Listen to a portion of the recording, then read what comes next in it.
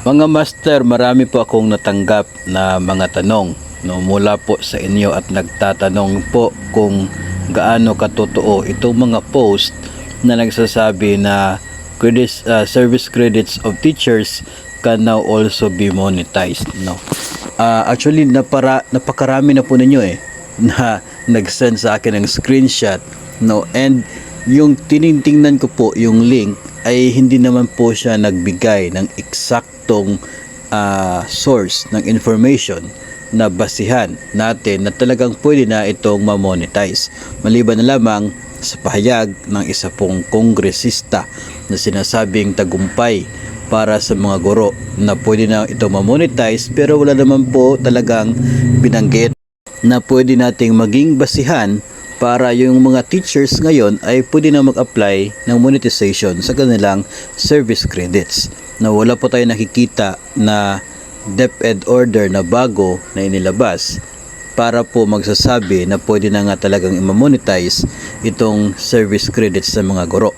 Wala din po tayo nakikita na bagong batas ngayon na nagsasabi na pwede na talaga itong ma-monetize. Kaya ang mas mainam sigurong tanungin ninyo kung gaano ito katotoo, ayun mismong nag-post ng mga mensaheng yan, dahil sila ay pwedeng may alam kung ano yung basis na maging monetizable o pwede na ma-monetize itong service credits sa mga guro. Kapag mayroon po silang basis, then pag-usapan po na sana nila or i-present sana nila yung guidelines, yung proseso, nang sa ganun ay talagang sakto yung impormasyon at kumpleto yung impormasyon na kanila po ay hahatid sa mga guro. So ngayon kasi ang alam ko po tungkol dito sa isyong ito, pwede siyang ma-monetize kapag ikaw ay separated from service. Ito po ang laman ng DepEd Order number 53 series of 2003. Yun pong unused navigation service credits ay pwede po siyang ma-paid the money value nito pagkatapos siya ma-convert into sick leave and vacation leave credits. May nakita din po tayo mga master sa website ng House of Representatives.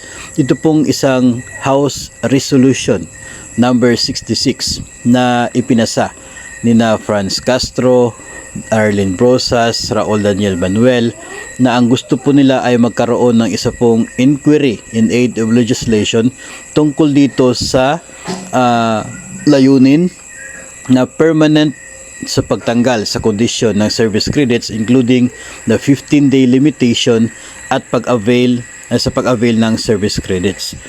So pwede pong ito yung tinutukoy, pero 2022 pa kasi itong resolution na ito.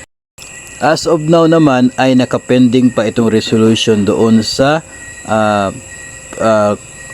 referred to rules. Ito ay primarily referred to the Committee on Rules noong August 2, 2022. So isang taon na po siya na nakapending doon sa committee, itong House Resolution. Ayon po yan sa history niya na makikita natin sa website ng House of Representatives. Hindi baka po kasi may update dito, baka po kasi may bagong naging kasunduan doon sa Kongreso, o kaya ay may bagong naging kasunduan sila with DepEd and the Civil Service Commission. Then sana yun po yung kasunduan na yun, if meron man, ang i-present na maging basihan para makapag-conclude o mag-post tayo na yung mga teachers ay pwede na talagang mag-monetize ng kanilang service credits. Hindi kasi pwede na mag-post lang tayo tapos may link, tapos doon sa link ay tanging statement lamang ng isang kongresista yung nakasaad doon, tapos wala naman pong formal na order o kaya ay memorandum or agreement na nagsasabi talaga na ganun po yung mangyayari, pwede ma-monetize ang service credits. Sa ngayon ay wala pa tayo nakikita, pero kung mayroon po tayo makikita na nagsasabing pwede na talaga, then we will talk about it. Actually, na-mention na po natin yan sa mga previous episodes, ang tungkol po sa pag-monetize ng unused service credits, pero yun po ay kapag nagretiro o kaya ay nag-resign ang isa pong guro. Yung mga hindi po niya nagamit ay pwedeng ma-convert muna from service credits to sick leave and vacation leave credits, then that's the time na pwede na siya ma-convert into its monetary value. So, yun po ay napag-usapan na natin previously. Pwede po ninyong balikan, no, para po may idea kayo if ever na matutupad yun. Hindi po tayo antay sa ganito pong ganito po na layunin, no? Kasi pwede naman po talaga, no? Why not kung papayagan na at least yung mga service credits na naiipon ng mga guro ay pwede ma-convert into cash.